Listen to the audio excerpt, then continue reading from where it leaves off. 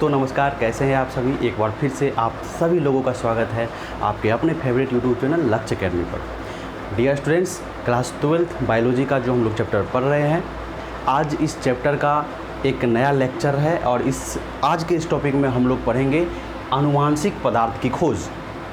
ये टॉपिक अपने आप में बहुत ही इम्पोर्टेंट टॉपिक है। हर एक तरह के अलग अलग परीक्षाओं में इससे प्रश्न ज़रूर आते हैं, तो वीडियो को लास्ट तक ज़रूर देखिएगा। और अगर आप चैनल पर नए आए हैं तो चैनल को सब्सक्राइब कर लीजिएगा और वीडियो को लाइक ज़रूर कर दीजिएगा। तो चलिए देखते हैं आनुवांशिक पदार्थ की खोज। तो हम लोग क्या कर रहे हैं, शुरू से हम लोग आनुवांशिकता के बारे में पढ़ रहे हैं। हमने मेंडेलियन जेनेटिक्स को पढ़ा, जिसमें हमने मेंडल के, ग्रेगर मेंडल जो एक वैज्ञानिक थे, वैज्ञानिक तो नहीं थे वो, लेकिन उनका जो योगदान था जेनेटिक्स में वो बहुत ही अधिक था। उसके बाद हम लोगों ने अलग अलग वैज्ञानिकों का नाम जाना, जैसे कि हम लोग मॉर्गन के बारे में जाने, थियोडर मॉर्गन, बोबरी के बारे में जाना हम लोगों ने। उसके बाद हम लोगों ने फ्रेडरिक मिस्टर के बारे में जाना। तो अलग अलग तरह के वैज्ञानिक आए और अलग अलग समय में उन्होंने खोज किया। और धीरे धीरे जैसे जैसे समय बीतता गया तो एक बात क्लियर हो गई, स्पष्ट हो गई कि जो आनुवांशिक पदार्थ हैं, जो गुणों को एक पीढ़ी से दूसरी पीढ़ी ले जाते हैं, वो केंद्रक में मौजूद होते हैं। केंद्रक में क्रोमोसोम गुणसूत्र के ऊपर मौजूद होते हैं। ये बात तक, यहाँ तक जो जानकारी है वो स्पष्ट हो गई। लेकिन अभी भी आनुवांशिक पदार्थ का कार्य कौन करता है, क्रोमोसोम के ऊपर क्या होता है जो आनुवांशिक पदार्थ का कार्य करता है, अभी भी इस बात की जानकारी वैज्ञानिकों को नहीं मिल सकी थी।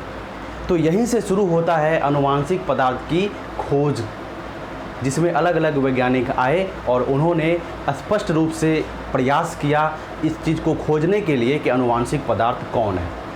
शुरुआत में आनुवांशिक पदार्थ प्रोटीन को माना जाता था। ये माना जाता था कि प्रोटीन ही क्या है कि आनुवांशिक पदार्थ है।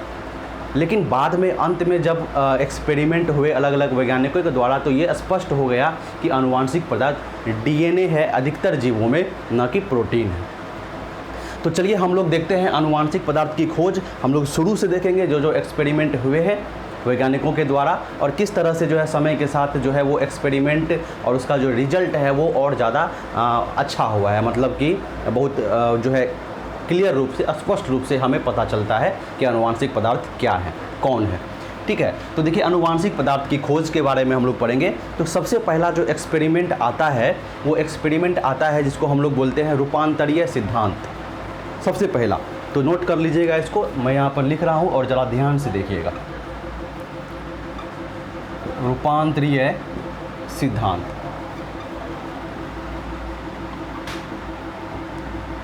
रूपांतरीय सिद्धांत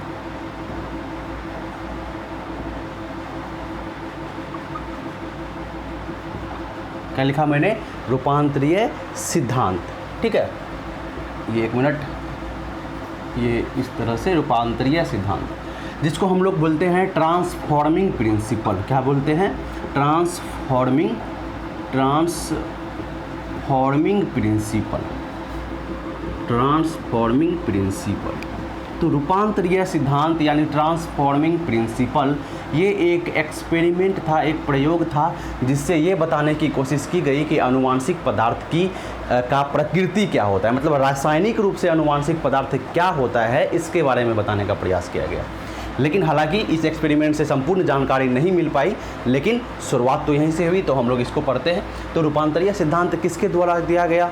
तो वैज्ञानिक का जो नाम है वो आप याद रख लेंगे। वैज्ञानिक का नाम है फ्रेडरिक ग्रिफिथ। वैज्ञानिक का नाम है फ्रेडरिक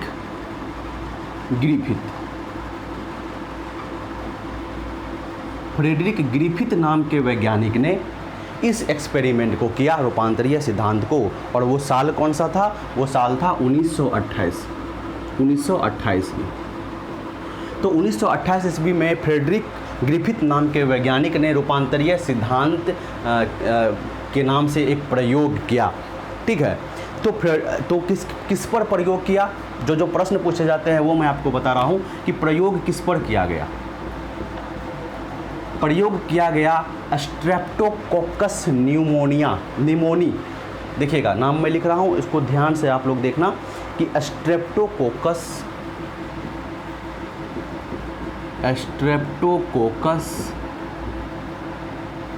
निमोनी।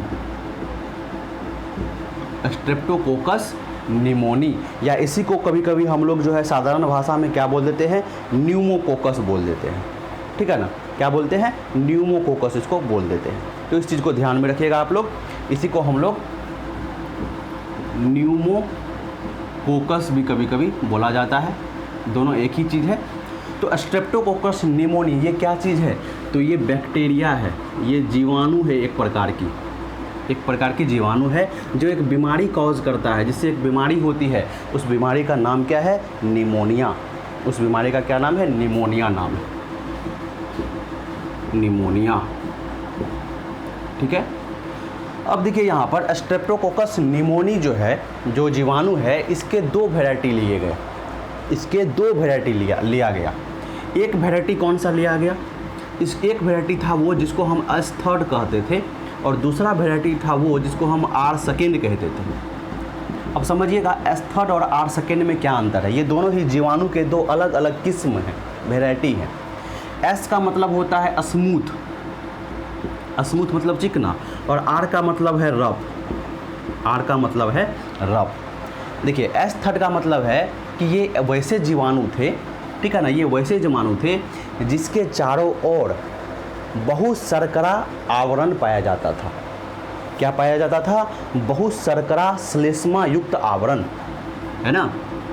मैं यहाँ लिखता हूँ जरा, इसके चारों ओर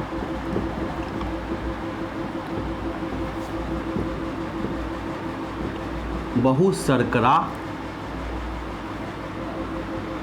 श्लेष्मा युक्त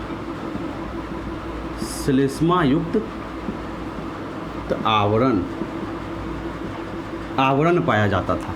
S3 स्ट्रेप्टोकोकस निमोनी के वो वेरिएंट थे, किस्म थे, जिसके चारों ओर बहुत शर्करा श्लेष्मा युक्त आवरण पाया जाता था, है ना, जिसके कारण S3 की जो जीवाणु थे वो कैसे थे, तो वो अपने चारों ओर एक खास तरह की सतह बनाते थे, और सतह कैसे बनती थी, तो चिकनी चमकीली कॉलोनी की तरह, है ना, चिकनी चमकीली कॉलोनी की तरह। समझ में आ गई बात। मैंने क्या कहा कि S3 वो जीवाणु थे, स्ट्रेप्टोकोकस निमोनी के वो वेरिएंट थे, वो किस्म थे जो अपने चारों ओर बहुत शर्करा श्लेष्मा युक्त आवरण का निर्माण करते थे, पॉलीसेक्राइड म्यूकस का क्या करते थे, निर्माण करते थे, जिसके कारण इसके चारों ओर का जो लेयर था, जो एक परत बनता था, वो चिकना होता था, स्मूथ, चिकना, है ना, और चमकीली कॉलोनी बनती थी, चमक था उसमें थोड़ा सा, तो इसी से इसका नाम S पड़ा, स्मूथ, स्मूथ से चिकना। समझ में आ गई बात S3 के बारे में। चलिए थोड़ा सा और मैं इसके बारे में आपको बता दूं, इसे हम लोग S स्ट्रेन बैक्टीरिया भी बोलते हैं, ठीक है ना। अगर इसको आप थोड़ा सा अगर डिटेल में लिखें तो S3 को हम लोग S स्ट्रेन बैक्टीरिया, इस तरह से भी लिखा जाता है इसको, S स्ट्रेन बैक्टीरिया, S प्रभेद जीवाणु, S प्रभेद जीवाणु, ठीक है, S प्रभेद जीवाणु, S स्ट्रेन बैक्टीरिया। तो ये जो मैंने लिखा कि इसके चारों ओर बहुत शर्करा श्लेष्मा युक्त आवरण होता है, इसको आप एक शब्द में ये भी लिख सकते हैं कि ये कैप्सुलेटेड होते हैं। ये क्या होते हैं, कैप्सुलेटेड होते हैं, मतलब इसके चारों ओर कैप्सूल का निर्माण होता है, और ये कैप्सूल किस चीज़ की बनी होती है, तो बहुत शर्करा श्लेष्मा युक्त ये होते हैं, ठीक है, जिसके कारण ये जो बैक्टीरिया हैं वो अपने चारों ओर चमकीली चिकनी कॉलोनी का निर्माण करते हैं। समझ में आ गई बात। सभी चीज़ों को मैंने आपको यहाँ पर बता दिया। अब देखिए कि ये जो जीवाणु है ये वाइल्ड टाइप के थे, ये जो जीवाणु थे ये वाइल्ड टाइप के थे। वाइल्ड मतलब समझ रहे हैं, जंगली नहीं, वाइल्ड मतलब ये जो जीवाणु थे वो पहले से पाए जाते थे प्रकृति में, है ना, मतलब ये ओरिजिनल किस्म है, ओरिजिनल वैरायटी है जो पहले से पाया जाता था, है ना। अगर इसमें म्यूटेशन हो जाए, उत्परिवर्तन हो जाए, तो तब जो नया वैरायटी आएगा उसको म्यूटेंट कहेंगे। लेकिन ये शुरुआत में, शुरू से मतलब हमेशा से ही यही पाए जाते थे, ठीक है, S3 बैक्टीरिया, इसलिए इसको हम लोग क्या बोल रहे हैं, वाइल्ड बोल रहे हैं। या आप इसको ये समझ लीजिए कि ये ओरिजिनल है, ओरिजिनल जीवाणु है जिसमें उत्परिवर्तन नहीं हुआ है। समझ में आ गई बात, ठीक है। चलिए, तो ये जो आपके S3 हैं ये क्या करते हैं कि बीमारी पैदा करते हैं। बीमारी पैदा करने वाले जो जीवाणु हैं वो यही है, कौन सा? एस थर्ड वाले। समझ में आ गई बात? अब देखिए आर सेकेंड, देखिए इसके चारों ओर बहुत शर्करा श्लेष्मा युक्त आवरण का निर्माण नहीं होता है। इसके चारों ओर बहु शर्करा श्लेष्मा युक्त आवरण का निर्माण नहीं होता है, तो हम कह सकते हैं कि ये कैसे होते हैं? ये नॉन कैप्सुलेटेड होते हैं, मतलब इसके चारों ओर कैप्सूल का निर्माण नहीं होता है। इसीलिए ये जो है ये चिकनी चमकीली कॉलोनी नहीं बना पाते हैं अपने चारों ओर, क्योंकि अगर श्लेष्मा युक्त आवरण नहीं बन रहा है चारों ओर, नॉन कैप्सुलेटेड है, तो फिर ये चिकना तो नहीं दिखेगा आपको, छूने से चिकना या तो नहीं लगेगा या चमकीला तो नहीं लगेगा, तो फिर ये कैसा लगेगा? तो ये रफ लगेगा, है ना।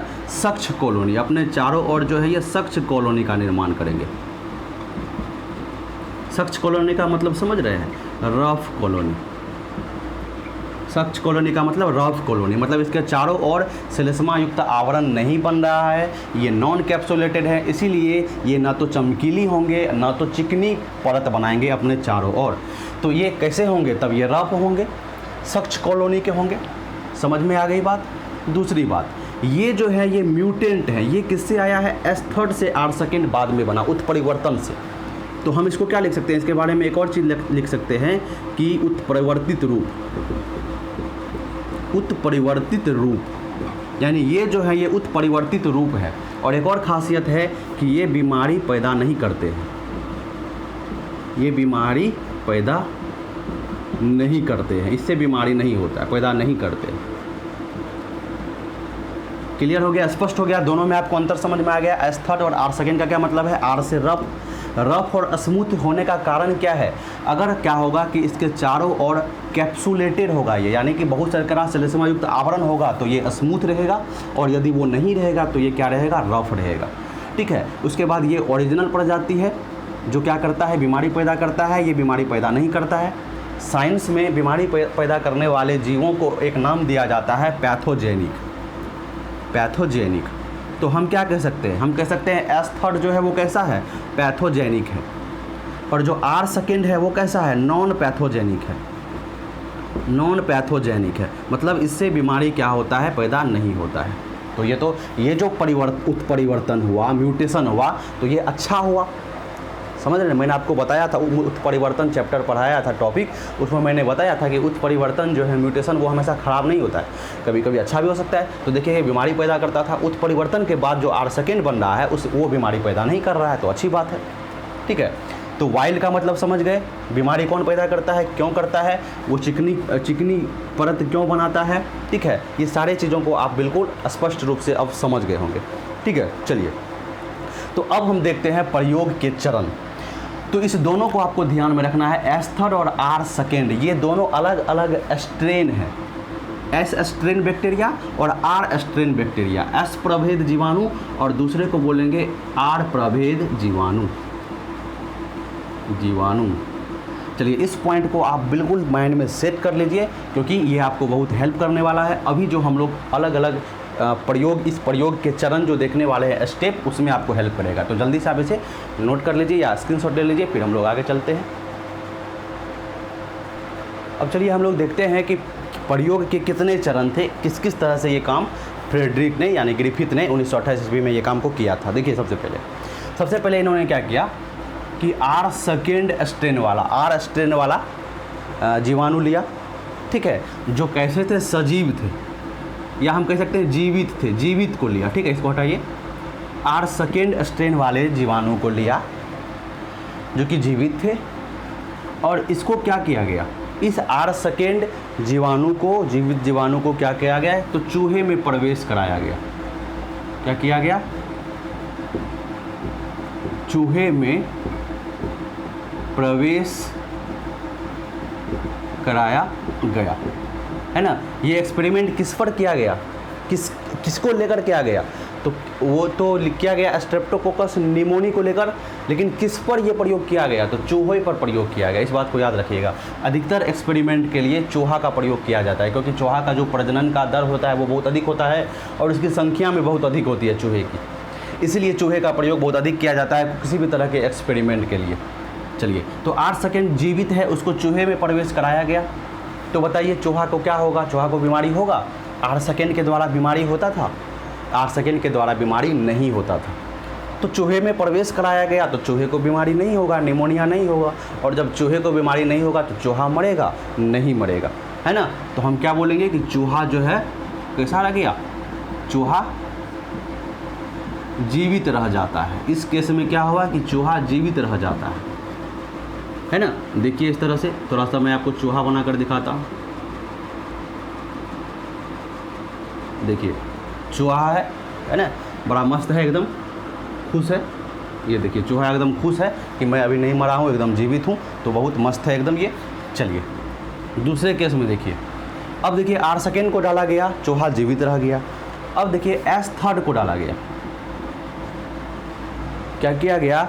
S3 को डाला गया, ये भी जीवित है, जीवित वाले को डाला गया, चूहे में प्रवेश कराया गया। तो S3 क्या करेगा? बीमारी पैदा करेगा, निमोनिया हो जाएगा चूहे को, और चूहा क्या हो जाएगा? मर जाएगा। तो बताइए क्या होगा कि चूहा मर जाता है। चूहा क्या हो जाता है? मर जाता है। कुछ इस तरह से वो क्या होगा? कुछ इस तरह से पैर ऊपर चला जाएगा इसका, और ये ऐसे, है ना, और ये ऐसे लटक जाएगा, बेचारा मर गया, है ना। अफसोस, रोइएगा नहीं आप लोग, ऐसे चलते रहता है दुनिया, कोई मरता है कोई जीता है। तो चूहा क्या हो गया? मर गया। अब फिर उन्होंने क्या किया? तीसरा एक्सपेरिमेंट किया। उसने क्या किया इस बार कि इस S3 को मार दिया गया। इसको क्या किया गया? गर्म करके मार दिया, ताप से मृत। इस बेचारे को क्या किया? इस बार S3 वाले को क्या किया गया कि गर्म करके मार दिया गया इसको, है ना। तो जब इसको गर्म करके मार दिया गया तो एक्चुअली में चूहा को तो मारा ही गया, लेकिन इसके अंदर जो आनुवांशिक पदार्थ हैं जो बीमारी पैदा कर रहे हैं उसको ख़त्म किया गया है। उद्देश्य यही है, ठीक है, कि इसके अंदर जो आनुवांशिक पदार्थ है जो बीमारी को ले जा रहा है उसको ख़त्म किया गया। समझ गए बात? तो इसको जब भी चूहे में प्रवेश किया गया तो चूहा क्या हुआ बताइए? तो देखिए S3 तो मर गया। आनुवांशिक पदार्थ जो भी है, कोई बात नहीं है, उससे मतलब नहीं है, जो भी आनुवांशिक पदार्थ हो, अगर हम ताप किए, हीट किए, तो आनुवांशिक पदार्थ को क्या हो जाना चाहिए? मर जाना चाहिए, है ना। तो आनुवांशिक पदार्थ अगर ख़त्म हो गया है इसका, इस चूहे के अंदर S3 अगर क्या हो गया, S3 वाले जीवाणु का अगर आनुवांशिक पदार्थ ख़त्म हो गया तो क्या होगा? अगर इसको तब अगर चूहे में डाला जाए तो आप सोचिए कि चूहा जो है क्या हो पाएगा, मतलब चूहा मरेगा या बचेगा? तो चूहा जो है वो जीवित रह जाता है, चूहा जीवित रह जाता है ना। बड़ा हैप्पी है चूहा आपका, इस तरह से, है ना, इस तरह से बड़ा हैप्पी है। चूहा क्या रह गया? जीवित रह गया। क्योंकि S3 जो बीमारी पैदा करने वाला था, ये बीमारी तभी पैदा कर पाता है जब इसके आनुवांशिक पदार्थ ठीक से काम करते हैं। लेकिन हमने गर्म करके इसको तो मारा ही, लेकिन इसके साथ साथ इसके आनुवांशिक पदार्थ को भी क्या कर दिया? बर्बाद कर दिया। इसीलिए इस बार ये बैक्टीरिया, ये जीवाणु जा भी रहा है चूहे में, तो चूहा को नहीं मार पा रहा है। अब देखिए चौथा एक्सपेरिमेंट। चौथा एक्सपेरिमेंट कुछ इस तरह से था। 8 सेकेंड ये जीवित था, प्लस S3, इस दोनों को मिला दिया गया। ये ताप से मृत था, ये क्या था? ताप से मृत था। अब इसको क्या किया गया? चूहे में डाला गया। तो आप सोचिए कि चूहा को क्या होना चाहिए? देखिए 8 सेकेंड जीवित है तो इससे तो चूहा नहीं मरेगा। S3 ताप से मृत, यहाँ देखिए ना, 8 सेकेंड जीवित है तो चूहा मरता है? नहीं मरता है। S3 ताप से मृत है तो चूहा मरता है? नहीं मरता है, चूहा जीवित रह जाता है। तो इस दोनों को मिला देने से भी क्या फ़र्क पड़ेगा? नहीं मरेगा, क्योंकि ना इससे मरता है ना इससे मरता है। तो चूहा को क्या हो जाना चाहिए? चूहा को जीवित रह जाना चाहिए। लेकिन हुआ कुछ उल्टा, चूहा जो है वो मर गया। चूहा मर जाता है, चूहा मर जाता है। अब क्वेश्चन उठता है यहाँ पर, ये रहा आपका चूहा, ठीक है, पैर इसका ऊपर और नंगड़ी इसका नीचे, ठीक है। तो चूहा क्या हो गया? मर गया। अब बड़ा कन्फ्यूजन हो गया भाई कि इससे चूहा यहाँ नहीं मर रहा है, इससे चूहा यहाँ नहीं मर रहा है, तो फिर इस दोनों को मिला देने से चूहा कैसे मर गया? क्या हो गया? कोई दैवीय शक्ति तो नहीं आ गई इस जीवाणु के अंदर, या उस चूहे में कोई पहले से कोई खराबी तो नहीं था? नहीं, बिल्कुल ऐसा कोई भी बात नहीं था। असल में यहीं से एक प्रश्न जो है उठा और यहीं से जो है ग्रिफिथ को आइडिया आया कि हम जिस चीज़ पर खोज कर रहे हैं वो असल में वो चीज़ क्या है, वो पूरी तरह से तो नहीं बता पाए, लेकिन उनके पास आइडिया ज़रूर आया। उन्होंने क्या किया, इस मरे हुए चूहे का रक्त निकाला, इस मरे हुए चूहे का ब्लड निकाला और इस ब्लड को स्टडी किया, देखना चाहा कि इस ब्लड में क्या है। तो इसके ब्लड में, इस मरे हुए चूहे के ब्लड में एक जीवाणु मिला और वो जीवाणु था एस्थर। लेकिन कैसा, जीवित एस्थर जीवाणु इसके रक्त में, इस चूहे के रक्त में, मरे हुए चूहे के रक्त में मिला जीवित एस्थर मिला। हमने तो एस्थर मरा हुआ डाला था, है ना, हमें तो ये मिलना चाहिए था, है ना, हमें क्या मिलना चाहिए था, हमें आर्सेनिक मिलना चाहिए था जीवित वाला। लेकिन हुआ कुछ और, हुआ क्या कि हमें एस्थर वाला जो है, ताप से मृत वाला जो है यहाँ पर जीवित मिला और ये जीवित हो गया इसके अंदर जाकर, इसीलिए इसने चूहे को मार दिया। बाहर में तो मरा हुआ था लेकिन इसके अंदर जाकर ये जीवित हो गया, इसीलिए इसको निमोनिया हो गया और ये मर गया। अब सवाल उठा यहाँ से कि आखिर ऐसा क्या हो गया कि जो एस्थर जो ताप से मृत था वो रूपांतरित हो गया। यहाँ पर क्या हो रहा है, देखिए रूपांतरीय सिद्धांत का मतलब क्या है कि यहाँ पर रूपांतरित हो रहा है। ये एस्थर जो है वो अपने रूप को बदल रहा है, रूप को नहीं बदल रहा है, मतलब ये मृत था और ये क्या हो रहा है, जीवित हो रहा है। ये तो बड़ी अजीब चीज़ हो रही है भाई। तो यहीं से प्रश्न उठा और ऐसा क्यों हुआ, है ना, ऐसा क्यों हुआ। साइंटिस्ट ने पूछा, बताइए आपने जो एक्सपेरिमेंट किया इसका क्या कंक्लूजन निकला, इसका रिजल्ट क्या है, इसका परिणाम आप किस रूप से बताएंगे। ठीक है, तो ग्रिफिथ भैया ने कहा, ग्रिफिथ चाचा जी ने कहा, क्या कहा ग्रिफिथ चाचा जी ने, तो ज़रा सुनिएगा। उन्होंने कहा कि कुछ रासायनिक पदार्थ हैं, कुछ रासायनिक पदार्थ हैं, कुछ रासायनिक पदार्थ, कौन सी रासायनिक पदार्थ ये नहीं बताया, कुछ रासायनिक पदार्थ जिसको उन्होंने कहा रूपांतरीय कारक, रूपांतरीय कारक। जैसे हमारे मेंडल चाचा कहते थे कारक, जीन को कारक कहते थे, अब ये कह रहे हैं कि ये रूपांतरीय कारक है। तो क्या कह रहे हैं ये कह रहे हैं कि कुछ रासायनिक पदार्थ यानी कि रूपांतरीय कारक जो मृत एस्थर से 8 सेकेंड में स्थानांतरित हो गया, है ना। कुछ रूपांतरीय कारक जो किस में थे, एस्थर में थे, वो किस में आ गए, वो 8 सेकेंड में ट्रांसफ़र हो गए। जब ये दोनों साथ में चूहे के अंदर गए तो एस्थर वाला जो ताप से मृत था, इसके अंदर कुछ रासायनिक पदार्थ, इसके अंदर कुछ रूपांतरीय कारक थे जो किस में आ गए, जो 8 सेकेंड के अंदर प्रवेश कर गए। जैसे आत्मा प्रवेश कर जाती है तो भूत लग जाता है, उसी तरह से क्या हो गया कि इसमें प्रवेश कर गया और इस 8 सेकेंड को किस में बदल दिया, ये जीवित वाले 8 सेकेंड को जीवित वाले एस्थर में बदल दिया, जीवित वाले एस्थर में बदल दिया। देखिए क्या गजब चीज़ कहा उन्होंने, है ना। वैज्ञानिकों को लगा होगा ये तो जो है नाटक कर रहा है ना, ये भूत और आत्मा की बातें कर रहा है। तो क्या कहा उन्होंने कहा कि एस्थर, ताप से मृत जो एस्थर थे, उनके अंदर कुछ ऐसे रूपांतरीय कारक हैं जो इसको मारने के बाद भी मरे नहीं हैं। इसको मार तो दिए हम जीवाणु को, लेकिन इसके अंदर जो वो रूपांतरीय कारक हैं वो अभी भी जिंदा है, अभी भी उसमें जान है। और वही क्या हुआ है, वो एस्थर से किस में आ गया है, वो 8 सेकेंड में आ गया। और जैसे ही वो 8 सेकेंड में आया तो 8 सेकेंड को किस में बदल दिया, एस्थर में बदल दिया, इसके जीवित रूप में बदल दिया। और इसी के कारण क्या हो गया कि यह चूहा मर गया, इसी के कारण क्या हो गया कि यह चूहा मर गया। तब उन्होंने कहा कि ये रूपांतरीय कारक निश्चित ही आनुवांशिक पदार्थ होंगे, निश्चित ही आनुवांशिक पदार्थ होंगे। ठीक है, ये जो रूपांतरीय कारक है, जो भी ये रासायनिक पदार्थ है जो रूपांतरीय कारक का काम कर रहा है, वो जरूर आनुवांशिक पदार्थ है। अब वैज्ञानिकों ने कहा तो जरा सा ये बताइए कि ये रासायनिक पदार्थ क्या थे, यानी ये जो रूपांतरीय कारक के बारे में आप बात कर रहे हैं, इसकी आप रासायनिक प्रकृति हमें बता दीजिए, इसकी केमिकल नेचर हमें आप बता दीजिए कि ये रूपांतरीय कारक केमिकली यानी कि रासायनिक रूप से कैसे थे, है ना, ये जरा सा बता दीजिए। तो इसने क्या कहा, ग्रिफिथ चाचा ने कहा कि ये हमसे ना होगा, है ना, जितना हमको करना था हमने कर दिया, अब ये काम हम नहीं कर पाएंगे। तो बस यहाँ पर हो गए ग्रिफिथ जी फेल, ग्रिफिथ जी क्या हो गए यहाँ पर, ग्रिफिथ चाचा हमारे फेल हो गए। तो वैज्ञानिक ने कहा तब अपना झोला लो और निकल लो यहाँ से, अब इसके आगे हम लोग काम करेंगे। समझ में आ गई बात। तो देखा आपने किस तरह से ये एक्सपेरिमेंट हुआ, और जब इस दोनों को मिलाकर जब इस चूहे में डाला गया, चूहा मर गया, चूहा के रक्त को चेक किया गया तो इसमें एस्थड जीवित था, लेकिन हमने एस्थड मृत वाले को डाला था। तो ये कंक्लूजन निकल के आया कि इस एस्थड मृत वाले में कुछ रूपांतरीय कारक हैं जो यहाँ से निकलकर R सेकेंड में प्रवेश कर गए और R सेकेंड को एस्थड जीवित वाले में बदल दिया। तो ये रूपांतरीय कारक ही आनुवांशिक पदार्थ का कार्य कर रहे हैं। लेकिन ये रूपांतरीय कारक क्या हैं, इसकी नेचर क्या है, इसकी रासायनिक प्रकृति क्या है, तो ग्रिफिथ चाचा ने कहा कि हमसे संभव नहीं है, हम नहीं बता पाएंगे।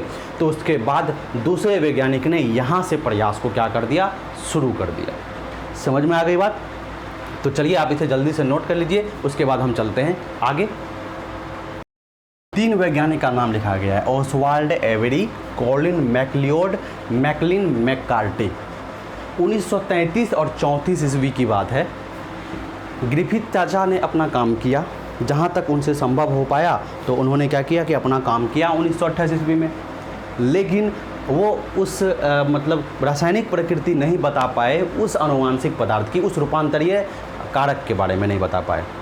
तो ग्रिफिथ ने क्या किया, फ़ोन किया इस तीनों को, है ना, और चाय पे बैठे हुए थे ये तीनों, जो है चाय पी रहे थे साथ में। तो ग्रिफिथ चाचा ने फ़ोन किया और ग्रिफिथ चाचा ने कहा कि देखो भाई, बात ऐसी है कि हमने ये प्रयोग किया था और क्या हुआ कि इस तरह का रिजल्ट आया, लेकिन उसके आगे मेरा दिमाग काम नहीं कर रहा है। तो ज़रा सा तुम लोग क्या करो कि इस पे काम करो, है ना, और इस प्रयोग को थोड़ा आगे बढ़ाओ और मुझे बताना, ठीक है। अगर तुमने ये काम कर लिया तो फिर हम लोग साथ में मिलकर नाश्ता करेंगे। अरे बाबू, ऐसा कुछ नहीं हुआ था, समझ रहे हो। न तो ग्रिफिथ ने इसको फ़ोन किया था, न तो ये उससे मिले थे, है ना। ये तीनों अलग अलग वैज्ञानिक साथ मिलकर ग्रिफिथ के आइडिया को यूज करके, प्रयोग करके रूपांतरीय कारक के बारे में पता लगा रहे थे। न तो ग्रिफिथ ने इसको फ़ोन किया था, न ही वो उससे मिले थे, और न ही ये तीनों बैठकर चाय पी रहे थे। चलो देखते हैं। तो ओसवाल्ड एवरी, कॉलिन मैकलियोड और मैकलिन मैककार्टी 1933 और 34 ईस्वी को प्रयोग किया। प्रयोग के चरण क्या थे, प्रयोग के चरण, ये प्रयोग क्यों किए गए, ये प्रयोग किए गए ग्रिफिथ के रूपांतरीय कारक के बारे में पता लगाने के लिए, या हम ये भी कह सकते हैं कि रूपांतरीय सिद्धांत को एक्सप्लेन करने के लिए अच्छे तरीके से। तो इन लोगों ने ये काम करना शुरू किया। तो इन लोगों ने क्या क्या किया, सबसे पहले हम देखते हैं। तो इन लोगों ने क्या किया, पहला स्टेप, इन लोगों ने क्या किया कि दोनों को जो साथ लिया जा रहा था, तो दोनों को साथ लिया गया, ठीक है ना। किसको किसको, एस्थड प्लस R सेकेंड। एस्थड क्या है, मृत है, और R सेकेंड क्या है, जीवित है। R सेकेंड क्या है, जीवित है, ठीक है। अब क्या होता था कि R सेकेंड ही किस में बदल जाता था, उन्होंने कहा था कि R सेकेंड ही क्या हो गया कि एस्थड से कुछ ऐसी चीज़ थी, एस्थड से जो किस में आ जाता था, R सेकेंड में, और R सेकेंड को किस में बदल देता था, एस्थड के जीवित रूप में बदल देता था। यही था रूपांतरीय सिद्धांत के बारे में कहा गया था। तो अब देखिए, ये मृत और जीवित वालों को लिया गया, एक ही साथ लिया गया, और क्या गया, एक अलग से इधर एस्थड जीवाणु लिया गया, जो कैसे थे, मृत थे। ये भी क्या थे, मृत थे। ये भी क्या चीज़ थे, मृत थे। लेकिन इसमें एक काम किया गया था, इसके साथ एक काम किया गया था। क्या किया गया था कि शुरुआत में तो लोग यही मानते थे कि प्रोटीन जो है वो आनुवांशिक पदार्थ है। तो सबसे पहले इन्होंने कहा कि मैं इस बात को गलत करता हूँ। तो इन्होंने क्या किया कि एस्थड मृत वाला लिया, और इसके ऊपर प्रोटीन पाचक एंजाइम, इसके ऊपर प्रोटीन पाचक एंजाइम इसके ऊपर डाला। प्रोटीन पाचक एंजाइम को क्या बोलते हैं हम लोग, प्रोटीएज बोलते हैं। क्या बोलते हैं, प्रोटीएज बोलते हैं। समझ में आ गई बात। तो प्रोटीन पाचक एंजाइम इसके ऊपर डाला गया, इस मृत एस्थड के ऊपर। इससे क्या हुआ कि इसके सारे प्रोटीन क्या हो गए, इसके सारे प्रोटीन क्या हो गए, नष्ट हो गए, है ना। उसके बाद इसको क्या किया गया, इसके अंदर डाला गया, इसके अंदर डाला गया, ठीक है। उसके बाद क्या किया गया कि इसको चूहे में डाला गया। क्या किया गया, इसको चूहे में इसका स्थानांतरण किया गया, है ना, चूहे में स्थानांतरण किया गया। समझ में आ गई बात। तो रिजल्ट क्या हुआ, तो रिजल्ट क्या हुआ, तो रिजल्ट ये हुआ कि चूहे के अंदर जीवित एस थर्ड पाया गया और चूहा क्या हुआ, राम नाम सत्य हो गया, चूहा मर गया, चूहा क्या हो गया, मर गया। ठीक है, तो हमने इसके सारे के सारे प्रोटीन नष्ट कर दिए, फिर हमने इसको इसमें डाला तो कोई फर्क नहीं पड़ रहा है। जैसा पहले हो रहा था चूहा में एस थर्ड जीवित वाला पाया गया और चूहा मर गया। समझ में आ गई बात, कोई फर्क नहीं पड़ा। दूसरी बार ये किया गया, फिर एस थर्ड वाला लिया गया, ये भी आपका मृत लिया गया, और इधर जो था आपका मिक्सचर वो तो है ही, एस थर्ड मृत वाला और आर सेकेंड जीवित वाला। ठीक है, अब इसको फिर से इसमें डाला गया, लेकिन उससे पहले क्या किया गया कि इसके ऊपर क्या डाला गया, तो इसके ऊपर जो है आरएनए पाचक एंजाइम डाला गया, आरएनए पाचक एंजाइम डाला गया, जिससे क्या हुआ कि इसके सारे आरएनए क्या हो गए, नष्ट हो गए। तब इसको इसमें डाला गया, तब इसको क्या किया गया कि चूहे में स्थानांतरण कराया गया, रिजल्ट क्या हुआ, फिर से वही रिजल्ट हुआ। इसके भी खून में जीवित एस थर्ड ही पाया गया और चूहा क्या हो गया, राम नाम सत्य हो गया, चूहा क्या हो गया, चूहा मर गया। हो गई, दो बात हो गई यहाँ पर। तीसरी बात करते हैं यहाँ पर हम। तीसरी बात, फिर एस थर्ड लिया गया मृत वाला, है ना, और इधर जो हमारा लिया जाता था सब चीज़ वो तो है ही, कौन कौन सा, एस थर्ड मृत वाला और आर सेकेंड जीवित वाला। इस बार क्या किया गया कि इसके ऊपर डीएनए एंजाइम डाला गया, इसके ऊपर डीएनए एंजाइम। डीएनए एंजाइम क्या है, तो डीएनए पाचक एंजाइम है, ये डीएनए पाचक एंजाइम है। इससे क्या हुआ कि डीएनए के मतलब एस थर्ड के सभी डीएनए क्या हो गए, नष्ट हो गए, एस थर्ड के सभी डीएनए नष्ट हो गए। उसके बाद इसको इसमें डाला गया, तो अब की बार चूहे में इसको फिर से डाला गया, चूहे में स्थानांतरण किया गया, है ना। इस बार तो गजब हो गया। क्या गजब हो गया, क्या गजब हो गया, गजब ये हुआ कि यहाँ पर इसके अंदर क्या हुआ कि इस टाइम चूहा जो है वो जीवित बच गया, चूहा जीवित रह जाता है, चूहा जीवित रह जाता है। इस टाइम चूहा जीवित रह गया, और जब इसके ब्लड को चेक किया गया, इस जीवित चूहे के रक्त को जब चेक किया गया तो पता चला कि इसमें जीवित एस थर्ड नहीं पाया गया, इसमें जीवित एस थर्ड नहीं पाया गया। समझ में आ गई बात, इसमें जीवित एस थर्ड नहीं पाया गया। तो यहाँ से कंक्लूज़न क्या निकला, यहाँ से रिजल्ट क्या निकला, है ना। इतना करने के बाद रिजल्ट क्या निकला, इतना करने के बाद रिजल्ट ये निकला कि प्रोटीन जो है वो आनुवांशिक पदार्थ नहीं है। कैसे, क्योंकि प्रोटीन सारे के सारे नष्ट कर दिए थे हमने, फिर भी रिजल्ट वही आ रहा था। तो प्रोटीन जो है आनुवांशिक पदार्थ नहीं है। आरएनए हमने सारे के सारे नष्ट कर दिए, लेकिन फिर भी रिजल्ट वही आया कि चूहा मर गया। तो आरएनए भी जेनेटिक मटेरियल आनुवांशिक पदार्थ नहीं है।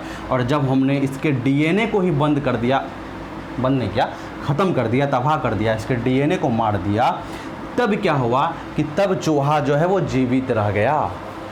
इसका मतलब क्या है, इसका मतलब भाई साहब ये है कि एस थर्ड मृत वाला और आर सेकेंड जीवित वाला, मतलब क्या है कि एस थर्ड से जो कोई चीज़ जो जाता था आर सेकेंड में, और आर सेकेंड को किस में बदल देता था, एस थर्ड जीवित में बदल देता था। तो एस थर्ड जिससे मृत एस थर्ड से जो चीज़ आर सेकेंड में जाता था वो असल में क्या जाता था, तो वो डीएनए ही जाता था। कैसे कैसे आप बता रहे हैं कि डीएनए ही जाता था। यहाँ पर देख लीजिए, जब हमने सभी डीएनए को मार दिया तो ये एस थर्ड जो है वो अपना रूप नहीं बदल पाया, है ना, सॉरी, ये आर सेकेंड जो है वो अपना रूप नहीं बदल पाया। इसका मतलब है कि जो रूपांतरीय कारक उन्होंने बताया था ग्रिफिथ ने कि एस थर्ड से कोई रूपांतरीय कारक हैं जो आर सेकेंड में जाते हैं और आर सेकेंड को एस थर्ड में बदल देते हैं। तो असल में वो रूपांतरीय कारक कौन थे, वो डीएनए ही थे। क्योंकि जब हमने डीएनए को नष्ट किया तो चूहा जो है वो जीवित रह गया, चूहा नहीं मर रहा है, उसके अंदर जीवित एस थर्ड नहीं पाया जा रहा है। तो इसका मतलब है क्या चीज़, कि डीएनए ही वो चीज़ है जो एस थर्ड से आर सेकेंड में जा रहा है और आर सेकेंड को एस थर्ड में बदल दे रहा है। और एस थर्ड कैसा हो जा रहा है, जीवित हो जा रहा है। समझ में आ गई बात। तो इसीलिए डीएनए ही क्या है, आनुवांशिक पदार्थ है। उन्होंने कहा कि डीएनए के ही जाने से ऐसा कुछ हो रहा है। तो रूपांतरीय कारक क्या है, डीएनए ही है। आनुवांशिक पदार्थ क्या है, डीएनए ही है।